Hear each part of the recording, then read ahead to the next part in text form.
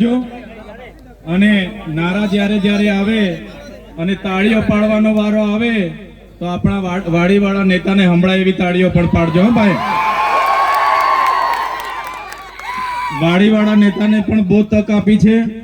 હવે એમનો સમય પૂરો થયો છે, એમનો ઘોડો ભરાઈ ગયો છે, એટલે એમને હવે રજા આપવાની છે. આજના ગુજરાત જોડો જનસભામાં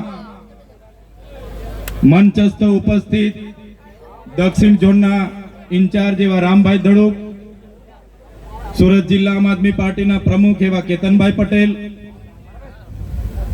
માંગરોળ વિધાનસભાના પ્રભારી એવા સ્નેહલભાઈ વસાવા, સાથે ઉમરપાડા તાલુકાના પ્રમુખ એવા રણજીતભાઈ, માંગરોળ તાલુકા પ્રમુખ એવા શિરીષભાઈ, સાથે આમ આદમી પાર્ટીના ડેડિયાપાડાના નર્મદા જિલ્લાના ઉપપ્રમુખ એવા દેવેન્દ્રભાઈ, જનરલ સેક્રેટરી એવા દયારામભાઈ, માંડવીથી અહીંયા ઉપસ્થિત થયેલા બેન શ્રી સાયનાબેન, રુસ્તમભાઈ, વ્યારાથી પધારેલા જીમીભાઈ, અખિલભાઈ અને મંચસ્થ તમામ મહાનુભાવો, સાથે આજુબાજુના ગામોમાંથી મોટી સંખ્યામાં પધારેલા મારા પિતા તુલ્ય વડીલો, મારા માતા તુલ્ય મારી માતાઓ, મારી બહેનો અને મારા યુવાન મિત્રો, બધાને ચૈતર વસાવાના જોહાર કરું છું.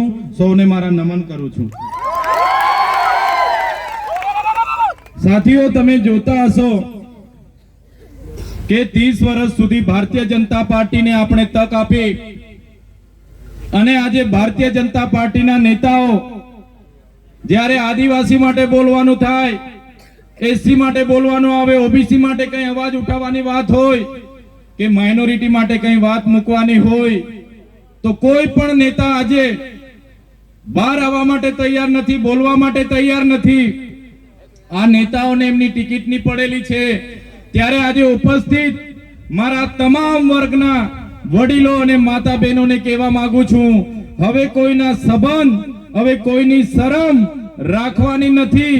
આવનારી ચૂંટણીમાં તમારે બધાએ ઝંપલાવવાનું છે અને એ લોકોને સત્તામાંથી તમારે બધાએ દૂર કરી દેવાનું છે.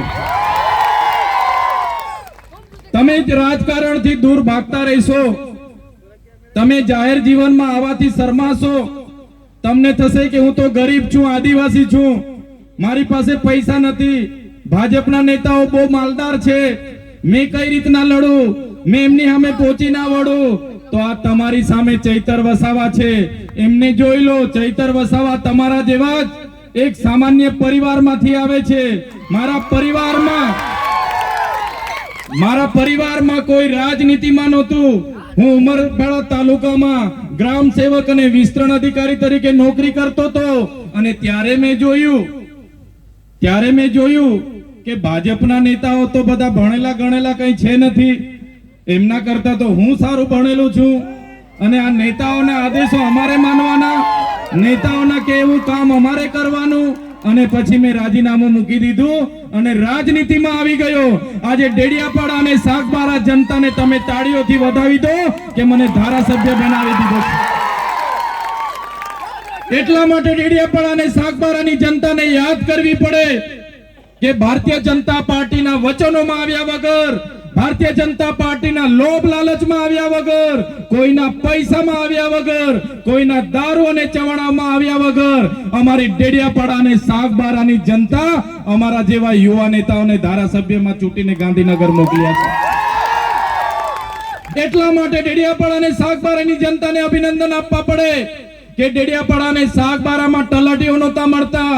ડેડિયાપાડા અને સાગબારામાં જ્યારે ટીડીઓ ના મળે, ગ્રામ સેવક ના મળે, અને જ્યારે ડેડિયાપાડાની જનતાએ અમારો સહકાર લીધો, અમને સમર્થન આપ્યું, ત્યારે નરેન્દ્રભાઈ મોદીને ડેડિયાપાડામાં આવવું પડ્યું.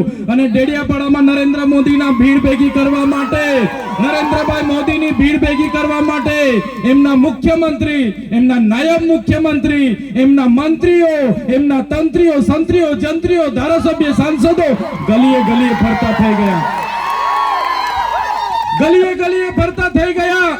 પછી પણ ડેડિયાપાડા અને સાગબારાની જનતાએ નેત્રંગમાં આવીને પોતાનો પરચો આપી દીધો કે અમે ઓરિજિનલ આદિવાસીઓ છે. એટલા માટે સાગબારા અને ડેડિયાપાડાની જનતાને દર જગ્યાએ હું યાદ કરું છું ક્રાંતિની શરૂઆત આ વિસ્તારમાં ડેડિયાપાડા અને સાગબારાના વિસ્તારથી થઈ છે. સાથીઓ, તમે પણ સાથે જોડાયેલા છો. હવે અહીંના નેતાઓની શરમ છોડી દો, એમના સંબંધ છોડી દો અને તમે આવનારા દિવસોમાં રાજનીતિમાં આવી જાઓ. તાલુકા, જિલ્લા અને આવનારી વિધાનસભા આપણે જીતવાની છે. તમે રાજનીતિથી દૂર નહીં ભાગશો. તમારા જેવા સારા લોકો રાજનીતિથી દૂર ભાગે છે. ભાજપની શરમ નડે છે, કોંગ્રેસના સંબંધ નડે છે. એના લીધે આપણા પર ખરાબ અને ખોટા લોકો શાસન કરે છે અને આપણું શોષણ થાય છે, આપણી જમીનો છીનવાય છે, આપણા ગામ વિસ્થાપિત થાય છે, આપણું જળ, જંગલ અને જમીન પરના અધિકારો છીનવાય છે.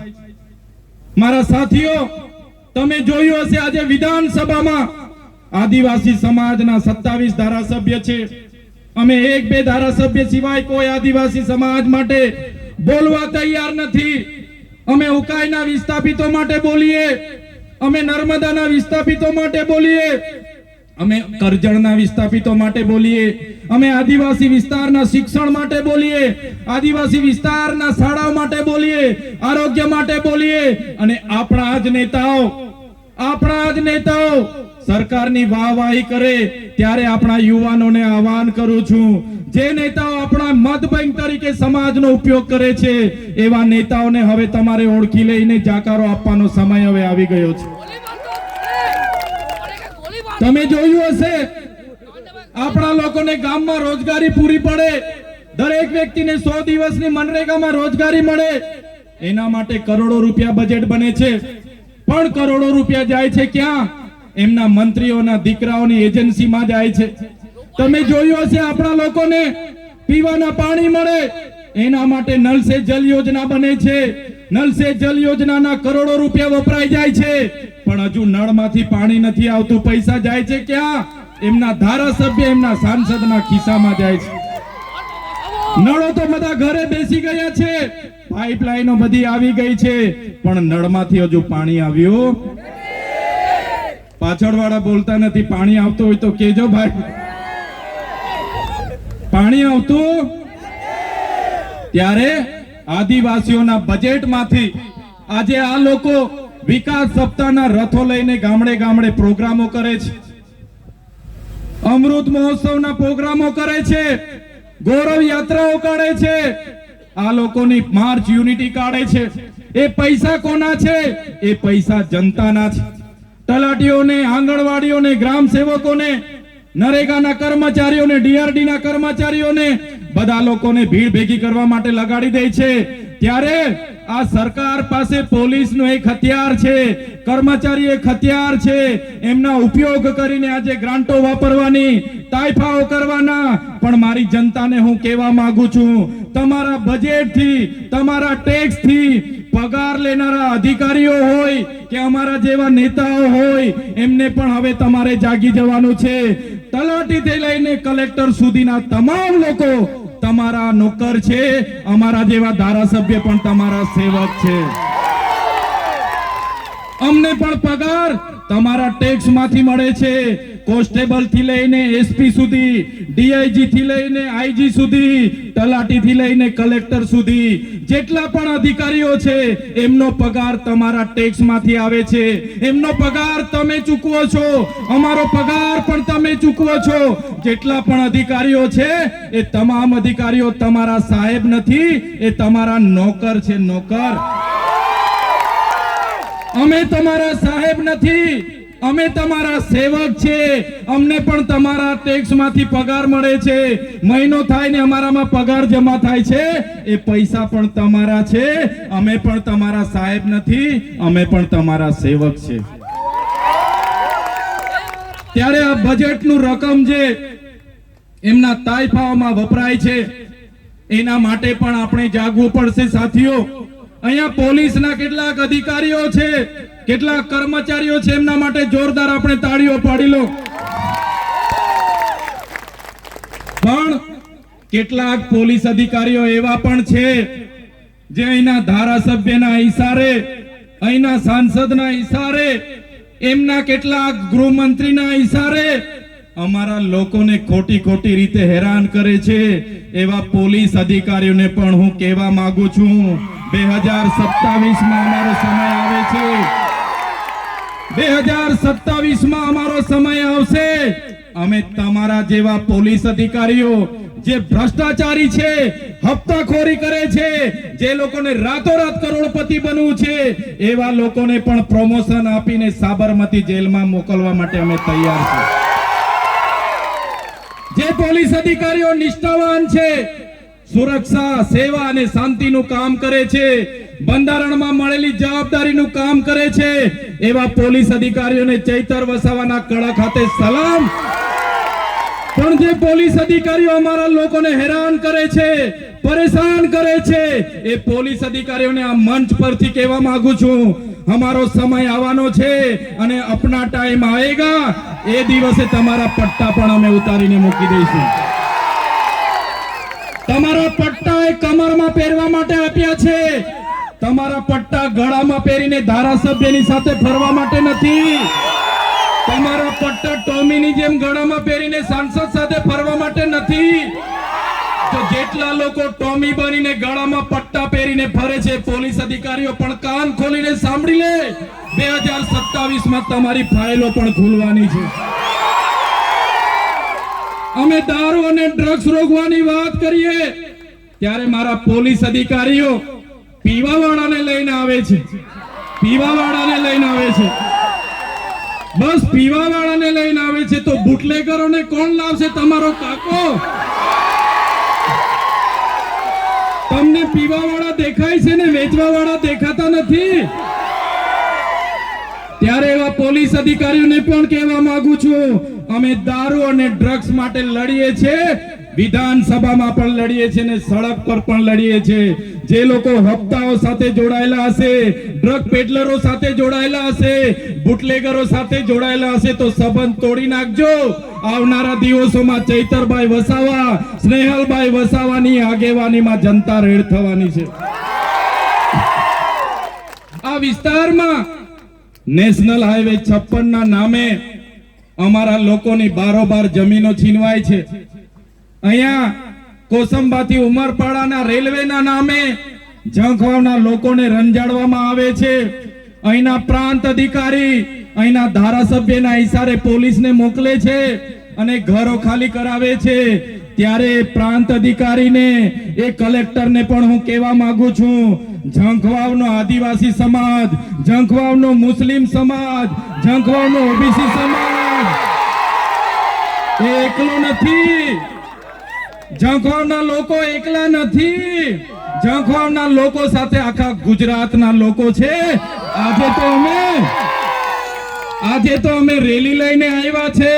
અમારા ઝંખવાવના આદિવાસી, મુસ્લિમ અને ઓબીસી, એસટી, એસી ને તમે હેરાન કરશો, આ ઝંખવાવ અને વાડીમાં રેલો લાવીશું અમે. રેલો અહીંયા ઉમરપાડામાં 70,000 હેક્ટરમાં અભયારણ્ય લાવવા માટે આપણા નેતા ગાંધીનગર આટા મારે છે કે અભયારણ્ય લાવવું છે. ત્યારે નેતાને કહેવા માંગુ છું, આ જંગલ એ આદિવાસીઓએ સાચવેલું અમારું જંગલ છે. તમારું અભયારણ્ય લાવવાની વાત તમે અહીંયા કરતા નહીં, બાકી તમારું જંગલ ખાતું પણ અહીંયા નજરે નહીં પડશે. 1 વર્ષ પહેલા મારા ડેડિયાપાડામાં આ બાજુના કોઈ મંત્રી હતા, 400 કરોડ પ્રોજેક્ટ લઈને માલ સામોટમાં આવ્યા હતા. એમને પૂછી લેજો હું હાલ થાય છે. ઊભી પૂછડીએ ભાગવું પડ્યું, આજ દિન સુધી દેખાયા નથી. ઓલપાડના હતા, અમારે ત્યાં વિકાસ વિકાસ કરતા કરતા આવ્યા હતા. માલ સામોટમાંથી એવા તગડેલા છે કે હજુ દેખાતા નથી. ત્યારે અભયારણ્યના નામે, નેશનલ હાઈવે 56 ના નામે, રેલવેના નામે અને જે સોલાર ઉર્જાનો પ્રોજેક્ટ લાવવાના નામે અમારા લોકોને છંછેડ છો, તો આ વિસ્તારના ધારાસભ્ય અને આ વિસ્તારના સાંસદ નેતા અમે રેલો લાવી દઈશું. રેલો આ ધારાસભ્ય અને સાંસદનો એમની સરકારમાં કઈ ઉપજતું નથી ભાઈ. કોઈ બોલવા તૈયાર નથી. આ તો પેલા ડુગડુગિયા વાળા રમકડાની જેમ છે, ચાવી ફેરવે એટલું જ બોલે છે. એમની સરકારમાં કોઈનું ચાલતું નથી. આ બાજુના વિધાનસભામાંથી એક મંત્રી હતા, બહુ અહીંયા પાવર કરતા હતા, સરકારમાં એનું કઈ ચાલતું નતું. હવે ઘરે બેહાડી દીધા છે. એટલે તમને કહેવા માંગુ છું, આ સરકારમાં જેટલા પણ ધારાસભ્ય છે, જેટલા પણ સાંસદો છે, જેટલા પણ એમના મંત્રી તંત્રી છે, આ કોઈ સરકાર નથી ચલાવતા, આ બધા સરઘસ ચલાવે છે. સરઘસ. એમના રિંગ માસ્ટરો તો દિલ્હીમાં બેઠા છે, ત્યાંથી રિંગ ફેરવે અને એના મંત્રી તંત્રીઓ બોલતા પોપટની જેમ ફરતા થઈ જાય છે. એ તમારો અવાજ નથી બનવાના, તમારા માટે નથી લડવાના. ત્યારે એ વાત કરવા માટે અમે આવ્યા છે. તમે જોયું હશે, ચૈતરભાઈ વસાવા આ વિસ્તાર અને આદિવાસી સમાજ, ગુજરાતની જનતા દરેક વર્ગ માટે લડે, યુવાનો માટે લડે, મહિલાઓ માટે લડે, ખેડૂતો માટે લડે, વિદ્યાર્થીઓ માટે લડે, આમ આદમી પાર્ટી શિક્ષણ માટે લડે, વીજળી માટે લડે, સ્થાનિકોને રોજગાર માટે લડે. ત્યારે આ ભૂપેન્દ્રભાઈ પટેલને, આ હર્ષભાઈ સંઘવીની પોલીસને ગમતું નથી. સાથીઓ, અમને પણ જેલમાં નાખી દેવામાં આવે છે.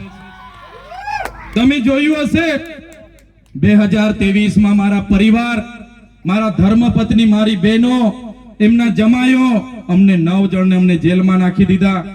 અને 2023 માં 90 દિવસ સુધી જેલમાં રાખવામાં આવ્યા. અમને ડરાવવામાં આવ્યા, દબાવવામાં આવ્યા, અમને હેરાન કરવામાં આવ્યા. હમણાં પણ તમે જોયું હશે, એક સામાન્ય બાબતમાં મામલતદાર ઉભા જામીન આપી દે, કોઈ મગજમારીની, કોઈ મારામારીની, છતાં ધારાસભ્ય તરીકે મને પકડી લીધો. પોલીસે ઘસડીને જીપમાં પૂરી દીધો. જીપમાં લઈ જઈને રાજપીપળા પૂર્યો. મારા ડોક્ટર સાહેબ, મારા દેવેન્દ્રભાઈ, મારા સ્નેહાલભાઈ બધા લોકો દોડી આવ્યા. એમણે કીધું ચૈતરભાઈના કપડા લઈને આવ્યા છે, ચૈતરભાઈનું જમવાનું લઈને આવ્યા છે. પણ પોલીસે કપડા પણ નહીં આપવા દીધા, રાતે જમવાનું પણ નહીં આપવા દીધું. બીજા દિવસે મને રજૂ કરવાનો હતો તો ડેડિયાપાડા કોર્ટમાં લાવવાની જગ્યાએ મને સેશન કોર્ટમાં રજૂ કર્યો. મારા વકીલો ગોપાલભાઈ ઇટાલિયા કોર્ટમાં આવ્યા, મારા વકીલને પણ અંદર નહીં આવવા દીધો અને પોલીસ દ્વારા મારા વકીલોને નહીં આવવા દીધા. તમે જોયું હશે, મને રાજપીપળા જેલમાં રાખવાની જગ્યાએ ડાયરેક્ટ સેન્ટ્રલ જેલ બરોડા રાખી દીધો. બરોડામાં જે સયાજીરાવ ગાયકવાડે બનાવેલી જેલ, અંગ્રેજો વખતે સજા પામેલા કેદીઓને ત્યાં રાખવામાં આવતા હતા. હમણાં પણ ત્યાં જે સજા પામેલા હોય, ફાંસી વાળા હોય, ગોધરા કાંડ વાળા હોય, આતંકવાદીઓ હોય, બળાત્કારી હોય, એવા લોકો સાથે મને રાખવામાં આવ્યો. એકલી અંધારી કોટડીમાં એકલું રહેવાનું, નાના જેલની જમવાનું આવે ત્યારે જમવાનું પકડી લેવાનું, જેલના આસન પટ્ટામાં ઊંઘવાનું, કોઈની મુલાકાત નહીં. મારા આગેવાનો મળવા આવે, એમને મુલાકાત નહીં. મારા પરિવાર વાળા મળવા આવે, એમને મુલાકાત નહીં. મારા વકીલ મળવા આવે, એમને મુલાકાત નહીં. અને જેલોમાં પણ યાતનાઓ આપી, મને વેદનાઓ આપી, મારા કાર્યકરોને દુઃખ આપ્યું, મારા પરિવારને વેદના આપી, મને ડરાવ્યો, મને ધમકાવ્યો. મને કહેવામાં આવ્યું કે તમારે ભારતીય જનતા પાર્ટીમાં જોડાવાનું છે, તમારે આદિવાસીઓ માટે બોલવાનું નથી, તમારે ખેડૂતો માટે બોલવાનું નથી, તમારે યુવાનો માટે બોલવાનું નથી. સાથીઓ, એક દિવસ, એક અઠવાડિયું, એક મહિનો, તારીખ પર તારીખ, તારીખ પર તારીખ, તારીખ પર તારીખ, 80 દિવસ પછી હું જેલમાંથી માંડ છૂટ્યો. અને એ લોકોને મેં કીધું, મારી માતા બહેનોના, મારા વડીલોના, મારા યુવાનોના આશીર્વાદ છે, ચૈતર વસાવાનું તમે કંઈ બગાડી નથી શકવાના. ત્યારે આટલા માટે અમારે કહેવું પડે. અમને ખૂબ ડરાવવામાં આવે છે, પોલીસ દ્વારા ડરાવવામાં આવે છે, એમના નેતાઓ દ્વારા ડરાવવામાં આવે છે, એમના કલેક્ટર જેવા અધિકારીઓ દ્વારા ડરાવવામાં આવે છે, ધમકાવવામાં આવે છે, કહેવામાં આવે છે કે ભાઈ તમે કેમ બોલો છો, સાનામાના બેસી રહ્યો. શું આદિવાસીઓ માટે બોલવું એ મારો ગુનો છે? અમારા બાળકો માટે શિક્ષકોની માંગણી કરવી મારો ગુનો છે? અમારા યુવાનો માટે પોસ્ટ મેટ્રિક શિષ્યવૃત્તિની માંગ કરીએ એ અમારો ગુનો છે? અમારા લોકો જંગલ જમીન ખેડે એના માટે અમે સનતની માંગણી કરીએ શું અમારો ગુનો છે? અમારા લોકોની જમીનો રોડમાં જાય એના માટે લડી અમારો ગુનો છે? અમારા છોકરાઓને કંપનીઓમાં હેરાનગતિ થાય એના માટે લડી એના માટે શું ગુનો છે? ત્યારે સાથીઓ, આ સરકારની નીતિઓ તમે જોઈ લો. તમારા આશીર્વાદથી હું 80 દિવસ બાદ માંડ છૂટીને બહાર આવ્યો. અને બહાર આવ્યો, મારા સ્નેહલભાઈ, મારા દેવાભાઈ, મારા દયારામભાઈએ કીધું ચૈતરભાઈ, તમારા જામીન અમે જેમ તેમ કરીને કરાવી લીધા છે, પણ તમારે ડેડિયાપાડામાં પ્રવેશ નથી કરવાનો. હવે તમે વિચાર કરો, ડેડિયાપાડાની જનતાએ 1 લાખથી પણ વધારે મત આપીને મને ધારાસભ્ય બનાવ્યો. ડેડિયાપાડામાં મારું કાર્યાલય છે, ડેડિયાપાડામાં મારું ગામ છે, મારું ઘર છે, મારો પરિવાર છે, પણ આ ભારતીય જનતા પાર્ટીના નેતાઓ, આ ભારતીય જનતા પાર્ટીની પોલીસ આજે મારા ડેડિયાપાડા મત વિસ્તારમાં મને જવા નથી દેતી. હું ડેડિયાપાડા મત વિસ્તારમાં પગ મૂકું એટલે મારે ફરી વડોદરા જેલમાં જવું પડે. પણ એ લોકો કહેવા માંગે છે હું રાજપીપળા રહીને લોકોના કામ કરું, ત્યારે અમારા સાંસદ મને ધમકી આપે કે આ ભાઈને આદિવાસી વિસ્તારમાંથી કાઢી મૂકો, આ ભાઈને ગુજરાતની બહાર તડી પાર કરો. ત્યારે અહીંના ધારાસભ્ય, અમારા સાંસદ, એમના હરસંઘવી, એમના ભૂપેન્દ્ર પટેલને, એમની પોલીસને, એમના નેતાઓને આ મંચ પરથી કહેવા માંગુ છું, તમે ચૈતર વસાવાને ડેડિયાપાડાથી કાઢી મૂકશો, તમે ચૈતર વસાવાને નર્મદા જિલ્લામાંથી કાઢી મૂકશો, તમે ચૈતર વસાવાને ગુજરાતમાં કાઢી મૂકશો, પણ ચૈતર વસાવા અમારા લોકોના દિલોમાં રહે છે, ત્યાંથી ક્યારે નથી કાઢી શકતા. ત્યારે સાથીઓ અમે લડીએ છીએ, અમે કોઈના બાપથી ડરતા નથી, અમે હરસંઘવીની પોલીસથી ડરતા નથી, અને કહેવા માંગીએ છીએ અમારો પણ સમય આવશે, અને જે દિવસે અમારી જનતાનો સમય આવશે એ દિવસે આ ભાજપ વાળાના અમે છોતરા કાઢી નાખવાના છે. આ ભાજપની સરકાર અધિકારીઓના બળે રાજ કરે છે, પોલીસના બળે અમારા લોકોને હેરાન કરે છે, પણ મારા યુવાનોને આહવાન કરું છું, હવે બહુ થઈ ગયું જુલમ, હવે બહુ થઈ ગયો અત્યાચાર.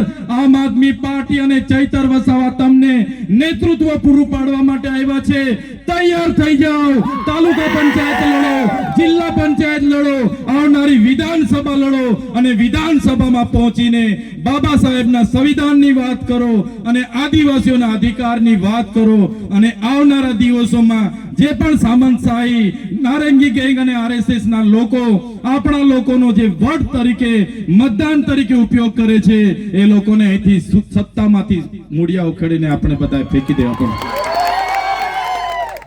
સાથીઓ, બાબા સાહેબે કીધું છે, જે બાબા સાહેબે સંવિધાન બનાવ્યું એમને પણ પોતાની નીચી જાતિના લીધે ભણવા દેવામાં ના આવ્યા, એમને સ્કૂલની બહાર કાઢી મૂકવામાં આવતા.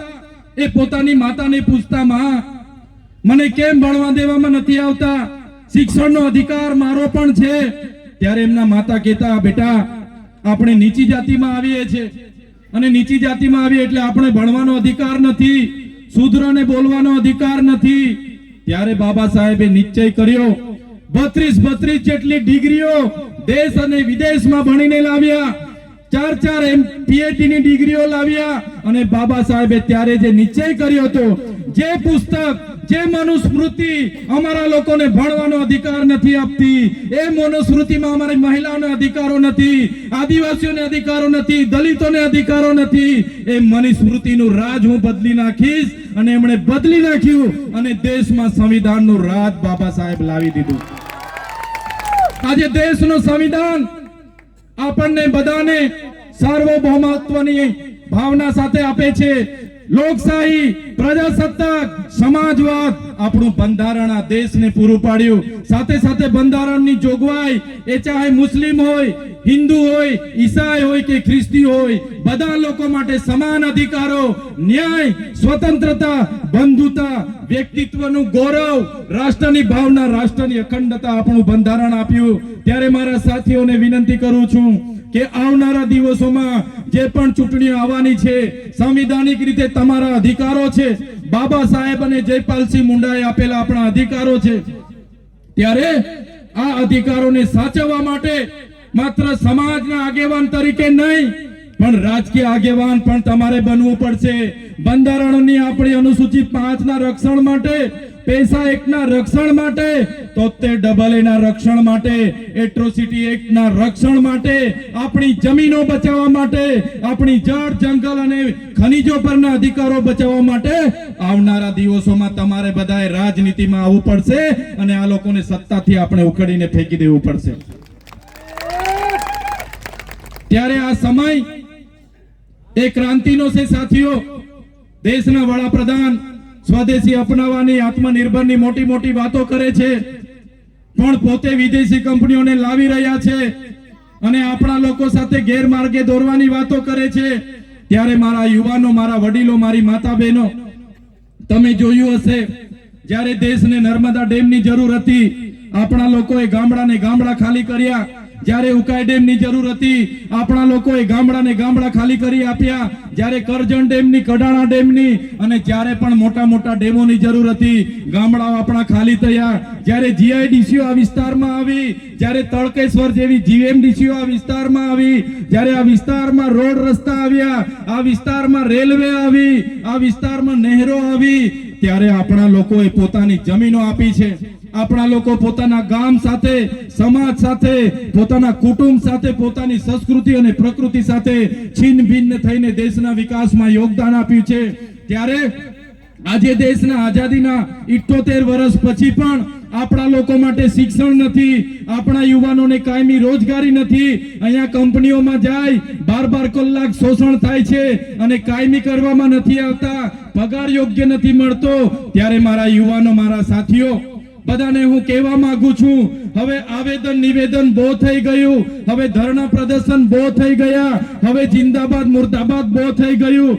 હવે જો આપણા લોકોની જમીનો છીનવાશે, હવે જો આપણા યુવાનોને રોજગાર નહીં મળશે, આપણા બાળકોને શિક્ષણ નહીં મળશે, આપણા ખેડૂતોને નર્મદાનું પાણી નહીં મળશે, ઉકાઈનું પાણી નહીં મળશે, તો અમે આહવાન કરીશું અને આપણે બધા ગાંધીનગરનો રસ્તો પકડી લઈશું. કરવું પડશે. ક્યાં સુધી આપણે અન્યાય વેઠતા રહીશું, ક્યાં સુધી આપણી મા બેટીઓ પર અત્યાચાર વેઠતા રહીશું? ત્યારે આપણા અધિકારો, સંવિધાનિક અધિકારો, બંધારણીય અધિકારો, આપણા સામાજિક આગેવાનો, સામાજિક અધિકારો બચાવવા માટે તમામ લોકોએ જાગવું પડશે. આજે દેશમાં 8% આદિવાસીઓ છે, આજે દેશમાં 15% દલિત સમાજ છે, આજે 60% ઓબીસી છે અને માઇનોરિટી એટલી છે 90% આપણે થઈએ છે. છતાંય આપણે કોઈ જગ્યામાં બ્યુરોક્રેટમાં એવું નથી, આપણે કોઈ પણ જગ્યાએ સચિવાલયોમાં એવું નથી, આપણે જ્યુડિશિયરી એટલે કે જજોમાં એવું નથી, આપણે કોર્પોરેટ જગતમાં કોઈ પણ જગ્યાએ આપણો હિસ્સો નથી. ત્યારે આવનારા દિવસોમાં સંવિધાનને બચાવવા માટે, આપણા અધિકારોને બચાવવા માટે, આપણા લોકોને બચાવવા માટે બધા એક થઈને લડીશું. અને સાથે સાથે અહીંયા મોટી સંખ્યામાં મારી માતાઓ છે, મારા વડીલો છે અને મોટી સંખ્યામાં યુવાનો છે. યુવાનોને પણ આજના મંચ પરથી કહેવા માંગુ છું, તમે બધા મને માનતા હોય, મારું કહેલું જીવનમાં ઉતારવા માંગતા હોય તો તમને મારી વિનંતી છે, તમે ભણો. તમારો ભણવાનો સમય છે, તમારું કેરિયર બનાવો. પરિવારની તમારા પર બહુ મોટી અપેક્ષાઓ છે, ભણો, ગણો, આગળ વધો. જે પ્રકારે બાબા સાહેબે કીધું કે શિક્ષા એક એવી શેરણીનું દૂધ છે કે જે પણ પીશે તે દહાડશે.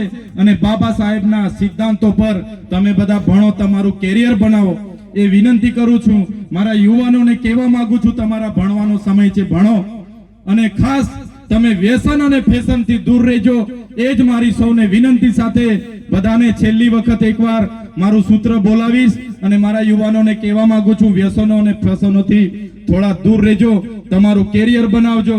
જ્યાં પણ જરૂર હશે અમે બેઠા છે. અને જે લોકો બેરોજગાર હશે ત્યારે આમ આદમી પાર્ટી નેતૃત્વ પૂરી પાડવા માટે પણ તૈયાર છે. ત્યારે વધારે સમય થઈ ગયો છે, ઘણા લોકો ઘણા 2-3 કલાકથી બેઠા છે. ત્યારે હું તમને પરિવર્તન બોલાવીશ, તમારે બધાએ પરિવર્તન કહેવાનું છે. બધાએ 2 હાથ જોડીને, મારું છેલ્લું સૂત્ર છે, પરિવર્તન આપણે ગુજરાતમાં લાવવાનું છે. એટલે બધા જ લોકોએ પરિવર્તન બોલવાનું છે. ઝંખવામાં આગે, ઝંખવામાં આગે, માંગરોળમાં આગે પરિવર્તન, માંગરોળમાં આગે, ઉમરપાડામાં આગે પરિવર્તન, ઉમરપાડામાં આગે પરિવર્તન, સુરતમાં આગે પરિવર્તન, સુરતમાં આગે પરિવર્તન, પરિવર્તન, પરિવર્તન, પરિવર્તન, પરિવર્તન. ધન્યવાદ. જય જોહાર, જય આદિવાસી, જય ભારત.